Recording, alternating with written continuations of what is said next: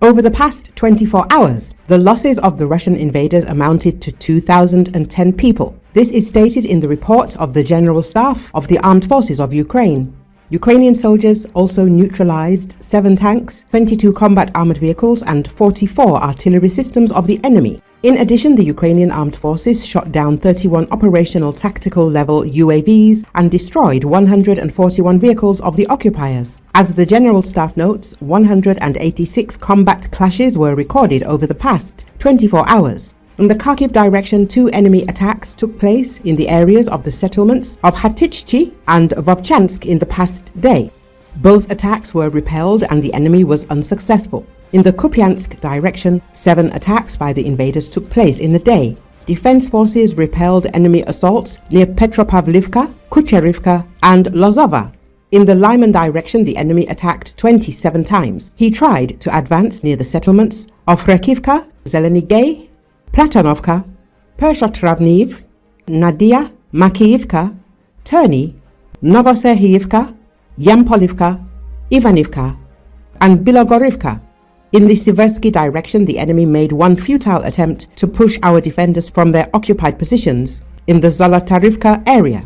In the Toretsk direction, the enemy carried out 6 attacks near Shcherbinivka and Toretsk. The Commander-in-Chief of the Armed Forces of Ukraine, Oleksandr Syrsky, said that 2024 has been a very difficult year for Ukrainian defenders, but the defense forces continue to destroy the occupiers. Since the beginning of the year, the total losses of the Russians involved in the offensive have already exceeded 421,000 people killed and wounded. This year has been a difficult test of our strength, but despite everything, we have stood firm and continue to fight. We are holding back a numerically superior enemy, maintaining control over strategically important areas, maintaining control over the western part of the Black Sea, reducing the military and industrial potential of the enemy, including by means of deep strike, he wrote.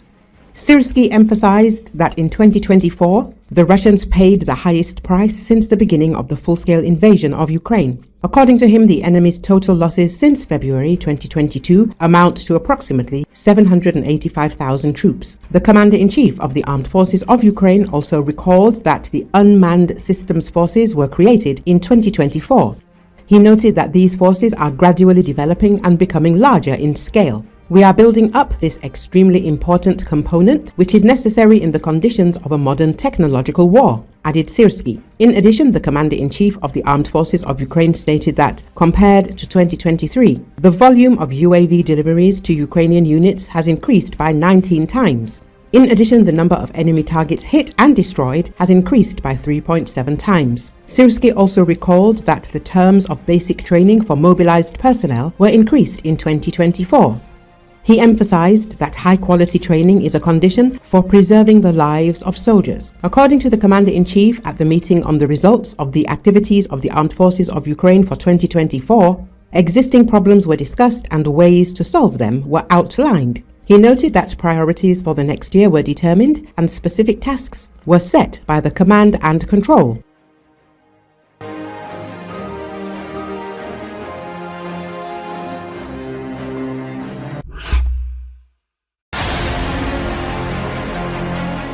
Ukraine faces serious challenges due to a shortage of manpower on the front lines, while Russia uses brutal and expensive tactics to increase the pressure on Kiev's defences, Business Insider reports.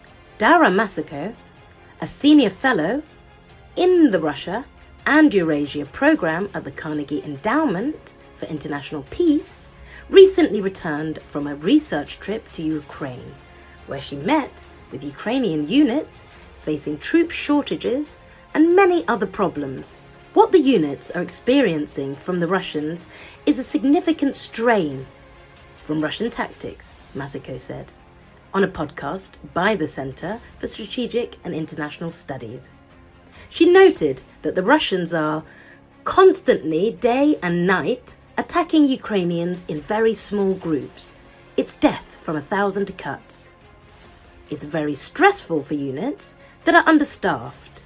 Russia's small-scale assaults, known as meat assaults, have always been a problem for Ukraine, but they are now making the situation particularly difficult because of the manpower shortage. To address the issue, Ukrainian President Volodymyr Zelensky lowered the minimum age for mobilization from 27 to 25. But the Biden administration is pushing to lower the age further to increase the pool of people available for conscription. So far, Kiev has resisted that step. However, personnel problems are not unique to Ukraine. Russia also has problems with mobilization. Although these problems are less urgent than Ukraine, Moscow suffers significant losses on the battlefield, raising questions about the ability to supply the troops in the future. This human wave tactic is proving extremely expensive. Experts at the Institute for the Study of War note that Russia's commitment to maintaining a high level of activity on the front is placing a huge strain on its human resources. The limited labour pool is unlikely to withstand this level of losses in the medium term, the updated war report said. Russia suffered its heaviest losses of the war in November, averaging more than 1,500 soldiers a day, according to the UK Ministry of Defence. The total for the month was about 46,000. November was the most expensive month for the Russian military and the fifth in a row in which its losses have increased. The high casualty rate probably reflects the intensity of Russian operations, the UK Defence Ministry said, adding that Moscow was likely to continue losing more than 1,000 soldiers every day. Russia is using Soviet tactics in which any gains justify even significant losses.